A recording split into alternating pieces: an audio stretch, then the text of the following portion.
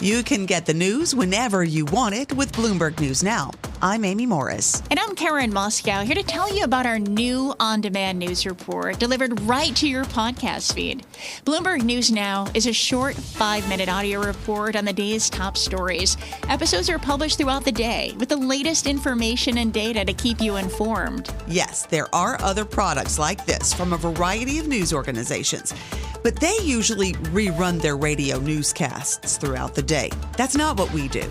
We create customized episodes that can only be heard on Bloomberg News Now. And we don't wait an hour to publish breaking news. When news breaks, we'll have an episode up in your podcast feed within minutes, so you're always getting the latest stories and developments. Get the reporting and the context from Bloomberg's 3,000 journalists and analysts. We're all over the world. Listen to the latest from Bloomberg News Now on Apple, Spotify, or anywhere you listen. Bloomberg Audio Studios. Podcasts, radio, news.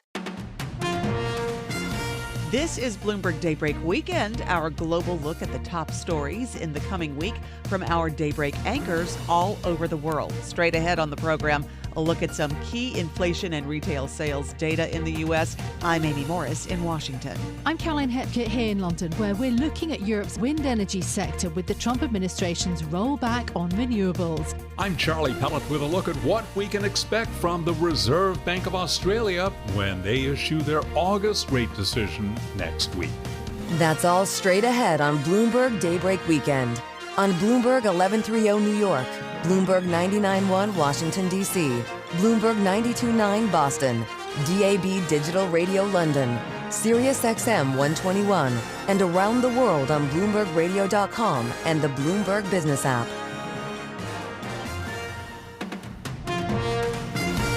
Good day to you. I'm Amy Morris.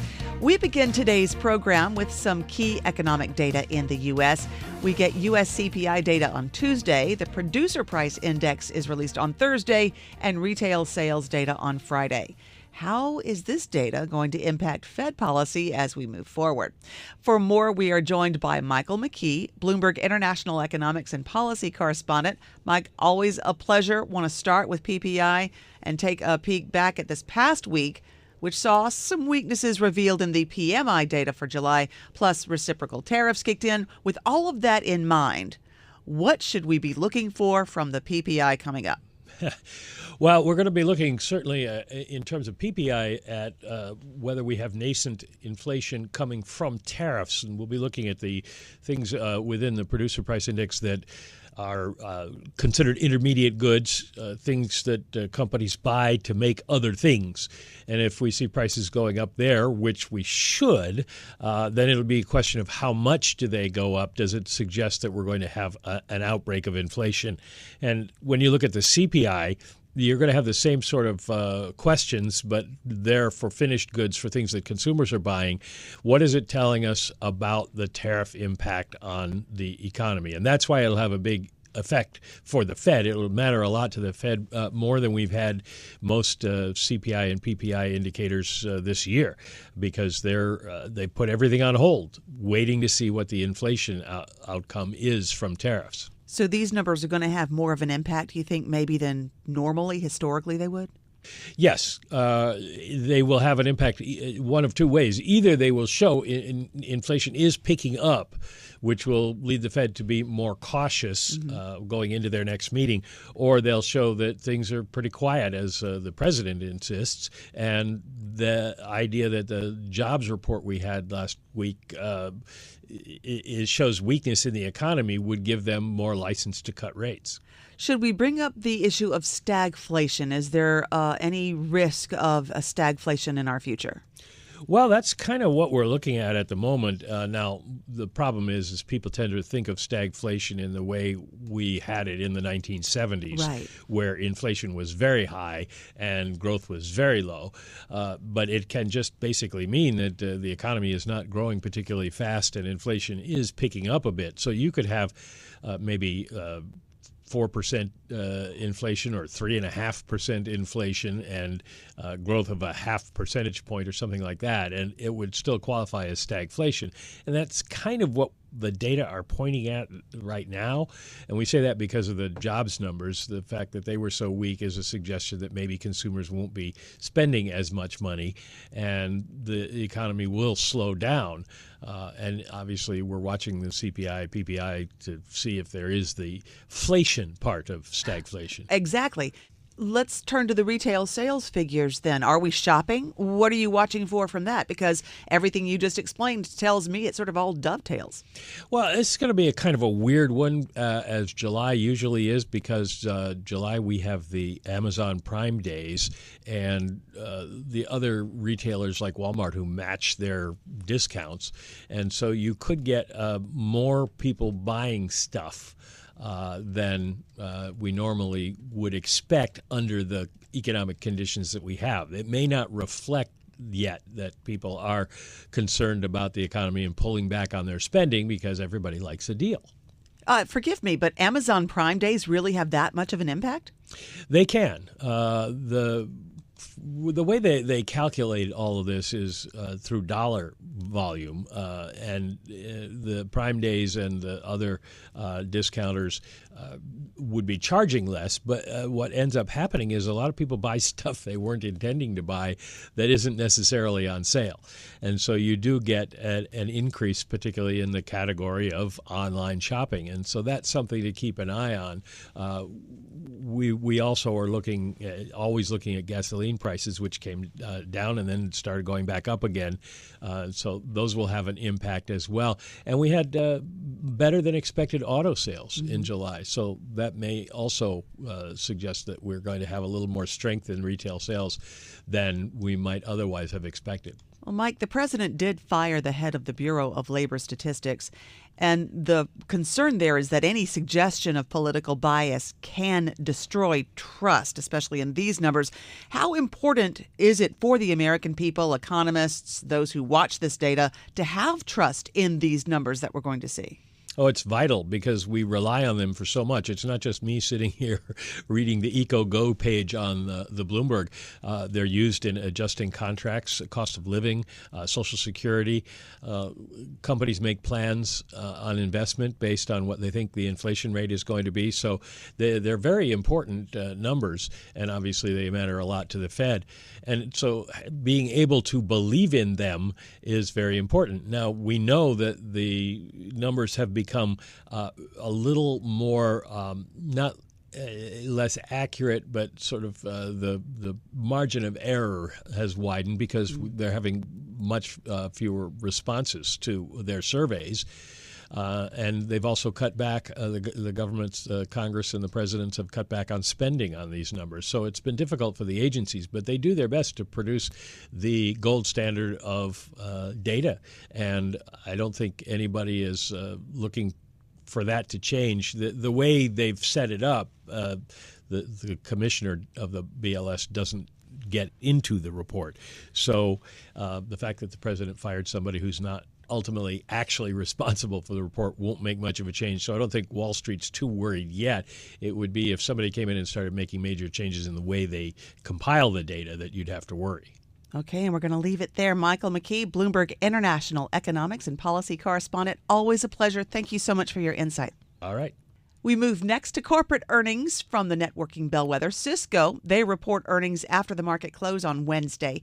For more, we're joined by Woo-Jin Ho, Bloomberg Intelligence Senior Technology Analyst. Woo-Jin, what are you looking for from Cisco's earnings report? Yeah, thanks for having me on.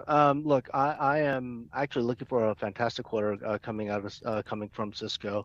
There's a couple of high-level things that we need to take into consideration.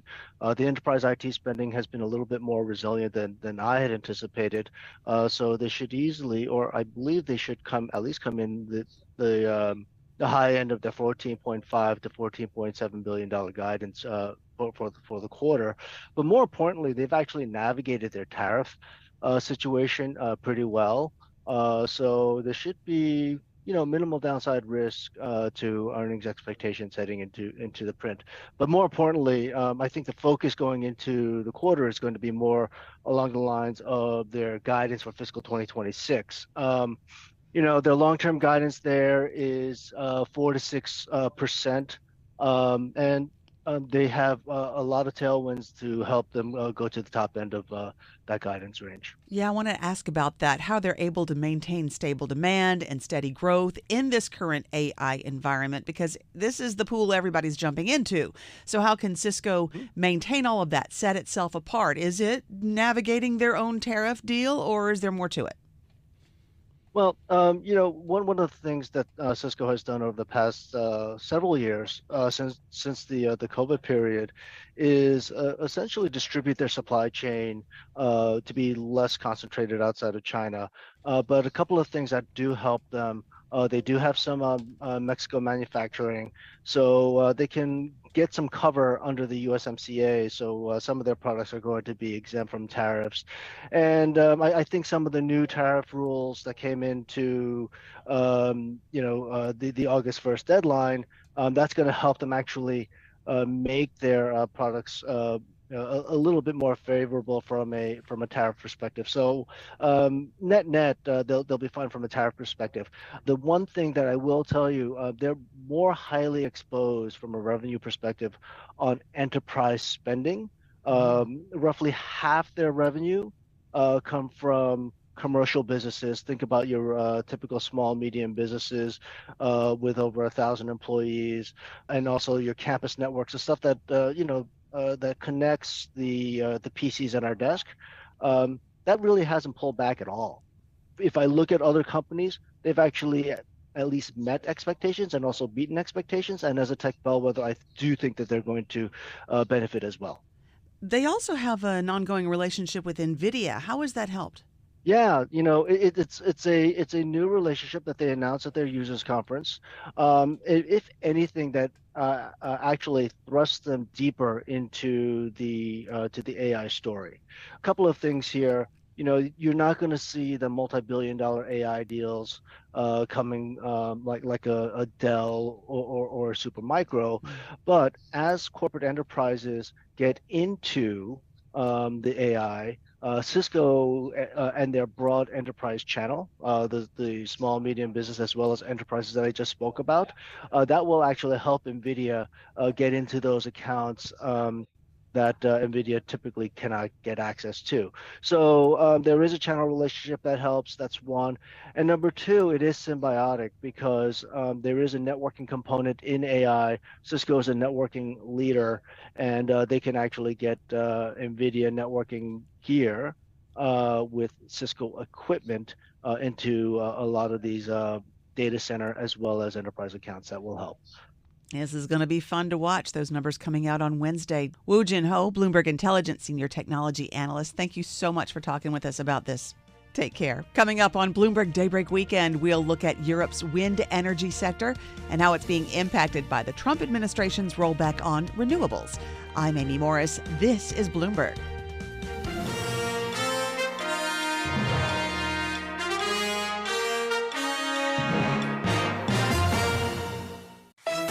You can get the news whenever you want it with Bloomberg News Now. I'm Amy Morris. And I'm Karen Moscow, here to tell you about our new on-demand news report delivered right to your podcast feed. Bloomberg News Now is a short 5-minute audio report on the day's top stories. Episodes are published throughout the day with the latest information and data to keep you informed. Yes, there are other products like this from a variety of news organizations, but they usually rerun their radio newscasts throughout the day. That's not what we do. We create customized episodes that can only be heard on Bloomberg News Now. And we don't wait an hour to publish breaking news. When news breaks, we'll have an episode up in your podcast feed within minutes, so you're always getting the latest stories and developments. Get the reporting and the context from Bloomberg's 3,000 journalists and analysts. We're all over the world.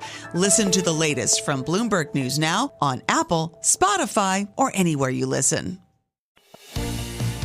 This is Bloomberg Daybreak Weekend, our global look ahead at the top stories for investors in the coming week. I'm Amy Morris in Washington. Up later in our program, we'll look ahead to a monetary policy decision from the Reserve Bank of Australia. But first, in the coming days, the Danish wind turbine maker Vestas will report earnings. It is expected to solidify its position as Europe's largest wind turbine manufacturer and the world's second largest by shipments. But the renewable energy sector faces big political challenges in the U.S. and in Europe. For more, let's go to London and bring in Bloomberg Daybreak Europe anchor Caroline Hepker. Amy, it's thought that tariff uncertainty will have hit Vestas' orders in the second quarter, but that may be an issue largely for Europe because paradoxically, Vestas has seen a surge in US orders as developers rush to get ahead of President Trump's deadline to end certain tax credits for new clean energy projects. When Bloomberg spoke to Vestas' CEO, Henrik Andersen, back in May, he had a blunt warning for Europe. Either adopt bolder industrial policy or risk watching business drift elsewhere. Andersen noted that the European Union's fragmented approach to the sector was jeopardizing the region's chances of achieving energy independence and competing against other global manufacturers. He emphasized the need to protect and support the wind energy sector that Europe has built through its universities and testing sites. It's quite interesting, and maybe it comes with age, I don't know, but I'm saying stay calm, because there are some of these things that will be probably spontaneous, probably fast measures that then will try to find solutions on over time. And if I look back and also forward, is we have been and we have created factories and localization in the US for more than 2 decades. So for somebody to sit here and got a really nerve-wracking Monday morning, and now on Friday we're going to relocate some of it, that's just not the right thing.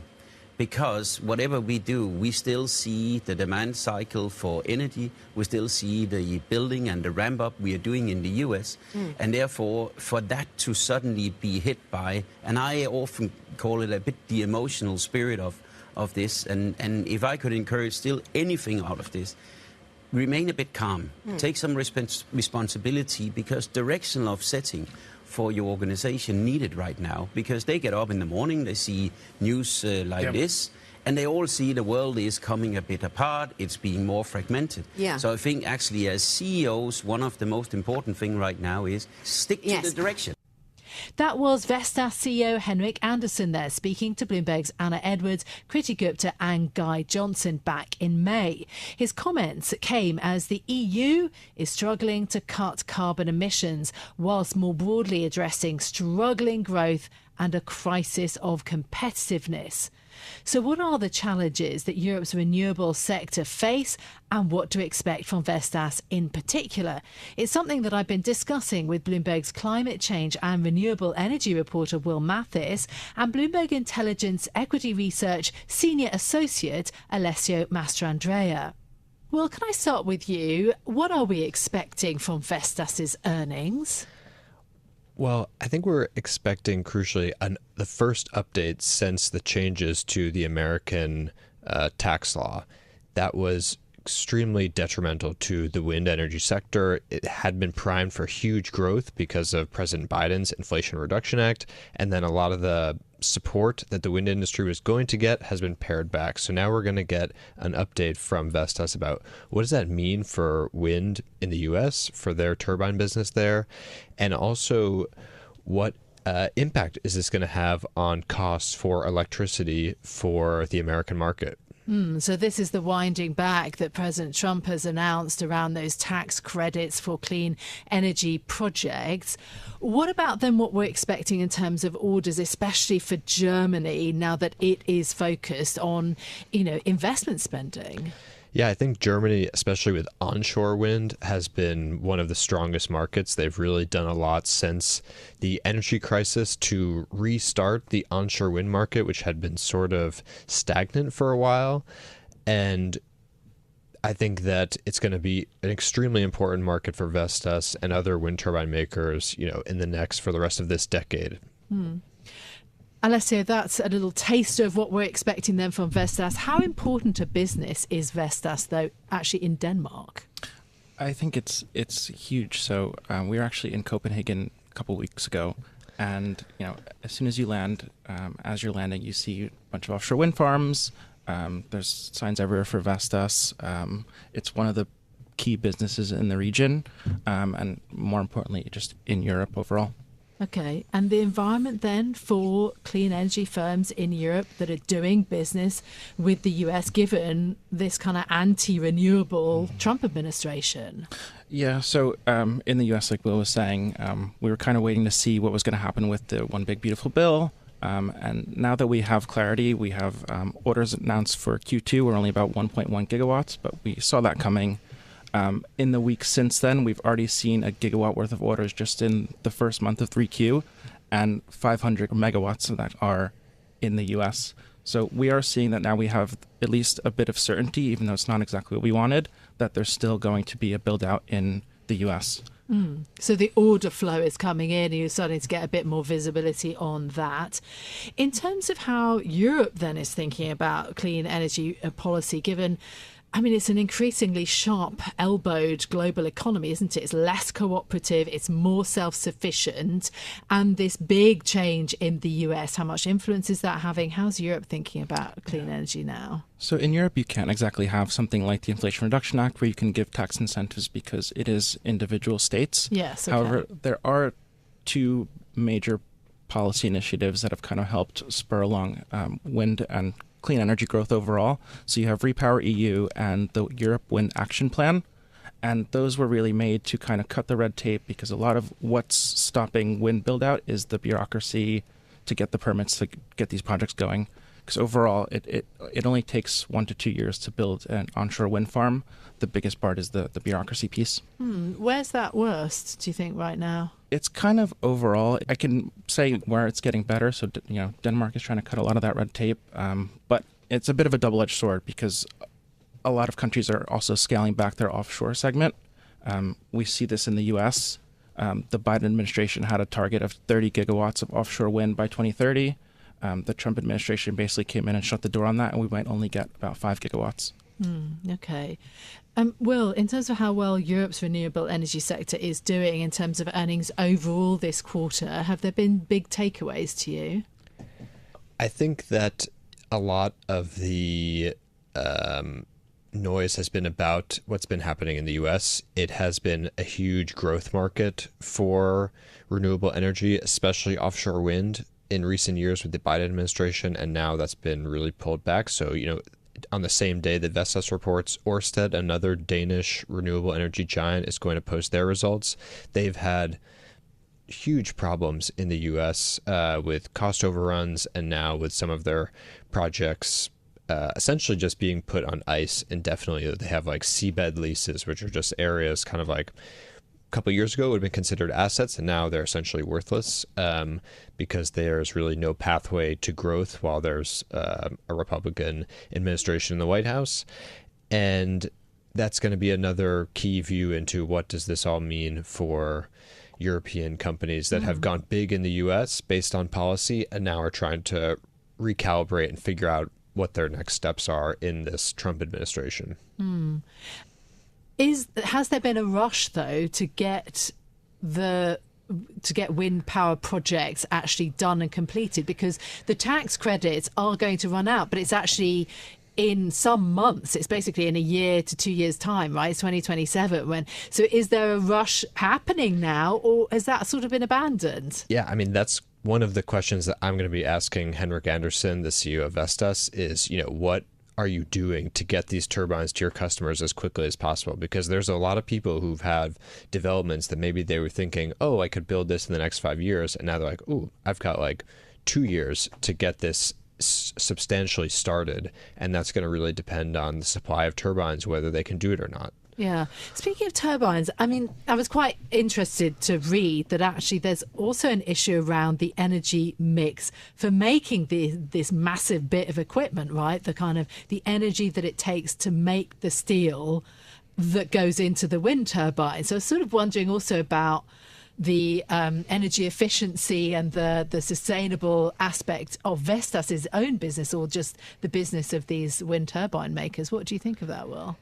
I mean, wind turbines are big pieces of steel. Yeah. Steel is emissions-intensive industry, but the emissions that are offset by using the wind turbine very, very quickly compensate for the emissions inherent in the machines and the transport of getting them to the market, because they're also put on ships that are powered by oil. But it's something that those companies want to address. They are, looking into like green steel and other things that could bring down their carbon footprint. And especially, a Danish company, sustainability is very important there. But for now, there are emissions, but it is, compared to the benefit of replacing a coal-fired power station or a gas power station with a wind turbine, it's worth it. Easily worth it to spend some emissions on making these things to be able to use them in the power mix. So the industry kind of factors it in, as it were. So that goes to the energy security issue for Europe. Europe's recently had this scare around Iran threatening to close the Strait of Hormuz, and that would affect energy supplies in Europe. There's also pressure on anyone buying Russian energy. How big a concern is it around the energy infrastructure that Europe has, energy supplies currently? Yeah, I think it's a massive focal point for why the clean energy transition is so important. Yes, it's good for the environment, but energy security is fundamental. Like we saw Europe stepping up with Repower EU after Russia invaded Ukraine.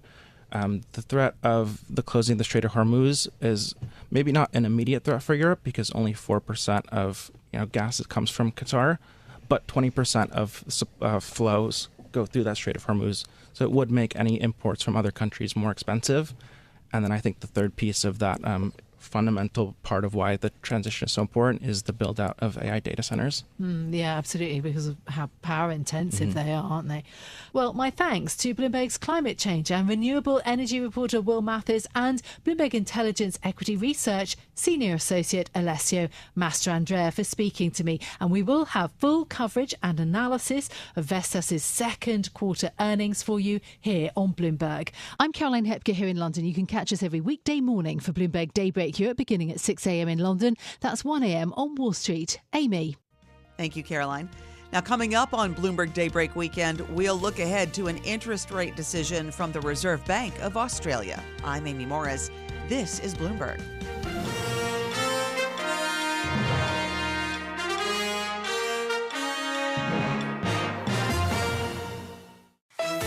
You can get the news whenever you want it with Bloomberg News Now.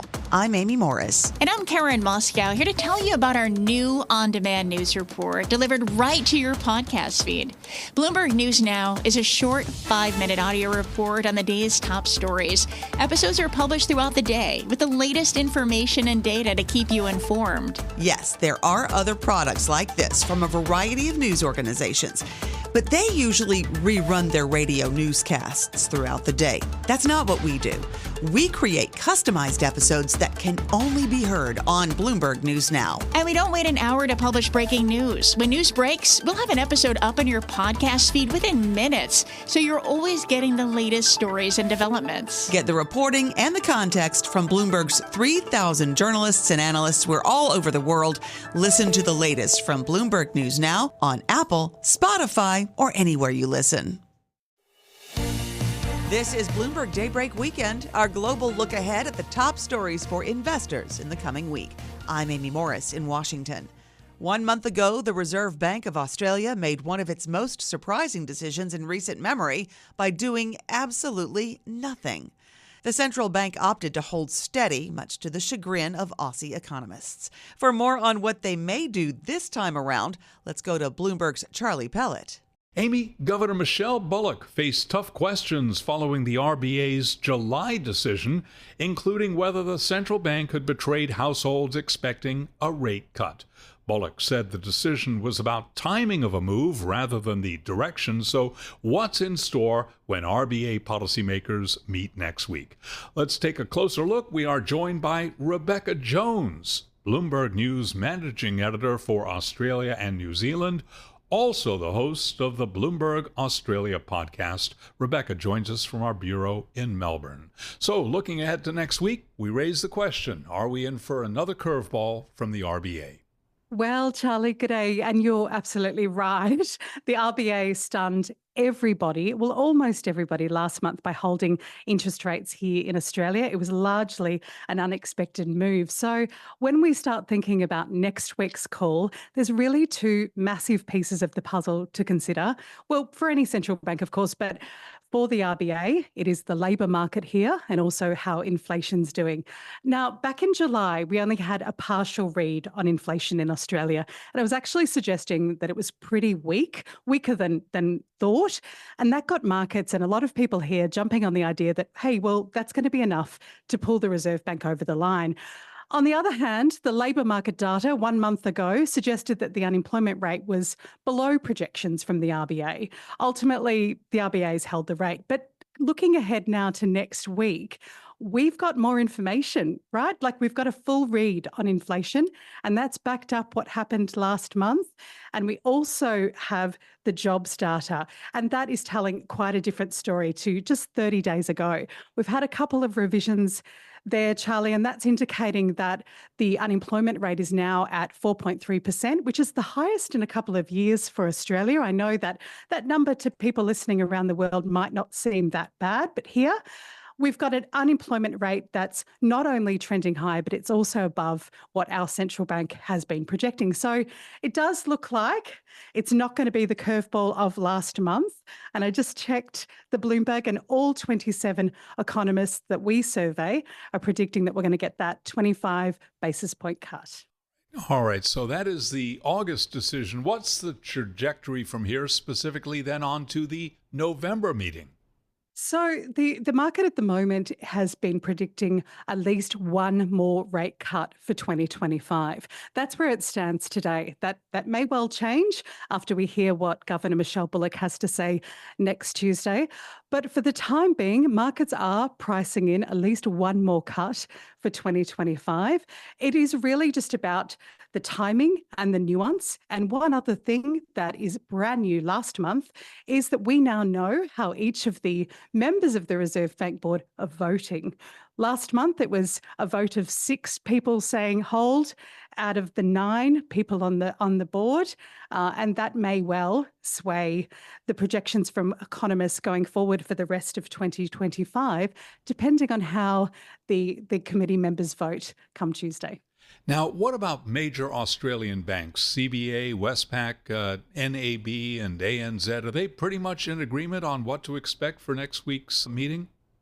Well, the thing about the big four banks, and indeed we call them the big four banks here, and we'll add Macquarie in as well, they're a huge Australian company, is that most mortgage holders, most of the mortgage business here in Australia is on a variable interest rate, and that's quite unique to Australia, certainly the opposite in the US. So whenever there is a hike or indeed a cut, the banks are very quick to pass that on, whether it's good news or bad news for the person holding the mortgage at the end of that. So for the most part, banks had a cracking year in 2024. They really have already priced in these kind of fluctuations from Australia's central bank into their forecasts for the coming year. So no surprises really, I would say, from the C-suite of the big four bank. I'd hazard a guess, they do have their own economists as well, that they're one of the 27 that are predicting the cut on Tuesday. Rebecca, how closely does the RBA mirror what's happening with sentiment surrounding the Federal Reserve in the United States? That's a really interesting question. And I think that we've seen since Michelle Bullock has taken the reins here in Australia, which she's been in the job for quite a while, that we are really doing our own thing, marching by the beat of our own drum. A lot of other countries are doing that. We have seen globally less groupthink from our central bankers. They are really splitting on their philosophy around good policy. We've seen the Federal Reserve has stood pat throughout the first half of 2025, while others like the European Central Bank, the Bank of Canada, the Bank of England, etc., all easing in recent months, and Australia in that bucket too. We've had the 2 cuts already in 2025. So is there direct relationship there? Less so than perhaps historically. Big picture, how are everyday Aussies feeling about all of this? How's the Australian economy holding up, specifically in terms of the labor market? Well, what we can see is that consumers who are participants in the labour market, that they're not a very happy bunch at the moment. And what's showing up in things like retail and household spending data is what consumers are doing, and that is that they're not spending. They're going out and earning their wage, but they're not spending it in ways that perhaps they used to be. Consumers, when you ask them how things are going, one of the things that they cite is the cost of everyday things. Aside from things like fuel and core food items, households are still really, really struggling. So to sort of set the scene for you a little bit, the median price of a house in Sydney is 1.7 million Aussie dollars. It's up 4.2% this year. So that's roughly 1.1 million in US dollars. And we're not talking waterfront homes here, Charlie. These are modest dwellings. So it's really showing up in terms of discretionary spending, where people are choosing to use the extra pennies that they have. It's most likely going into the essentials, like paying the mortgage, covering education, the cost of childcare, and so on. Now, Australia is an export-driven economy, and there's one economy that's closely monitored in Australia, that is China. What are the underlying assumptions being made about the Chinese economy? So there has been a trend over the last, couple of years around different ways of accessing growth through the Chinese economy away from the traditional manufacturing route. And that has real world implications for our economy here in Australia, being such a resource rich exporter and our primary destination for those exports, along with many other countries around the world, is of course China. So we saw some, interesting patterns occur with the price of iron ore throughout the pandemic, and certainly in the last 5 or so years, that's come off a lot with the trade tensions between Australia and China, forcing Australia to seek alternative paths for some of these exports. I think what was proven was that there is other places for these exports to be sent to, but it's certainly our key trading partner, China, and one that, as evidenced by Albanese's recent 6-day trip to China, is going to be very, very important for us going forward. Rebecca, thank you very much for taking time to break this all down for us. Rebecca Jones, Bloomberg's managing editor for Australia and New Zealand, also host of the Bloomberg Australia podcast.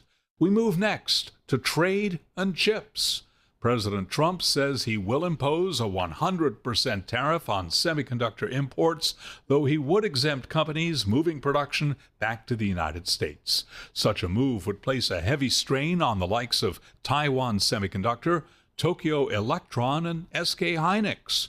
And for more on the potential impact, we heard from Emily Benson, head of strategy at Minerva Technology Futures. She spoke with Bloomberg's Haslinda Amin in Singapore. Emily, it's all about bringing chip production back home. The thing is, the U.S. has offshored that production to Asia since the 1960s. It doesn't have the ability, the capacity to do it, and it takes years to build new chip fabs. That's absolutely right, with one exception, which is sort of uncomfortable for people who don't really like the direction of travel right now with U.S. policy, is that TSMC's production facilities in Arizona are actually beating expectations. And so I do think the administration has been relatively clear-eyed about the timeline. That being said, they're willing to apply maximum pressure to the likes of TSMC in order to expedite what's already a very fast time frame. Again, I do think there will be carve-outs to extend the timeline of implementation. If you talk to a lot of industry analysts, I think the 4 to 5 to 6 year time frame is more amenable for the industry.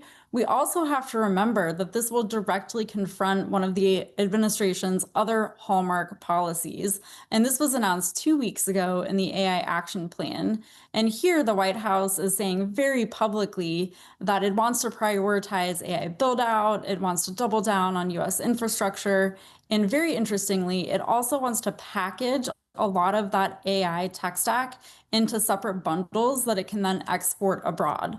It, of course, will need affordable inputs at the baseline in order to be able to export these packages. I'm very interested to see what the ultimate price impact is on that particular corner of the administration's policy. And Emily, some say it is about quantity, it's also about quality. And when it comes to both of them, Taiwan and South Korea answer pause. What do you make of perhaps the quality and quantity that can be expected from the U.S.? A couple of weeks ago, in the lead up to the expiration of the reciprocal tariff pause, the administration has entered into these arrangements where foreign partners seem to be under the assumption that they would only be subject to a 15% tariff rate. And that includes a lot of these sectoral products like semiconductors. So one question will actually be whether or not this announcement induces further development onshore by those countries, or whether or not we'll have to explore further negotiations.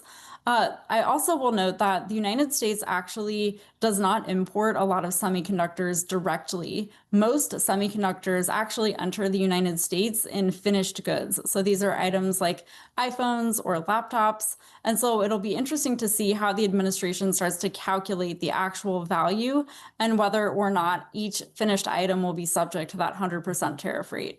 Emily Benson, head of strategy at Minerva Technology Futures, in conversation with Bloomberg's Haslinda Amin. I'm Charlie Pellet. Catch us weekdays for the Daybreak Asia podcast. It's available wherever you get your podcasts. Amy? Thank you, Charlie. And that does it for this edition of Bloomberg Daybreak Weekend. Join us again Monday morning, 5 a.m. Wall Street time for the latest on markets overseas and the news you need to start your day. I'm Amy Morris. Stay with us. Top stories and global business headlines are coming up right now.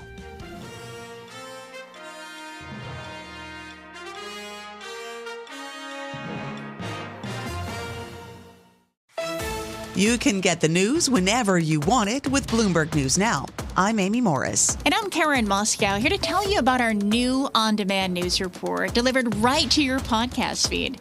Bloomberg News Now is a short 5-minute audio report on the day's top stories. Episodes are published throughout the day with the latest information and data to keep you informed. Yes, there are other products like this from a variety of news organizations, but they usually rerun their radio newscasts throughout the day. That's not what we do. We create customized episodes that can only be heard on Bloomberg News Now. And we don't wait an hour to publish breaking news. When news breaks, we'll have an episode up in your podcast feed within minutes, so you're always getting the latest stories and developments. Get the reporting and the context from Bloomberg's 3,000 journalists and analysts. We're all over the world. Listen to the latest from Bloomberg News Now on Apple, Spotify, or anywhere you listen.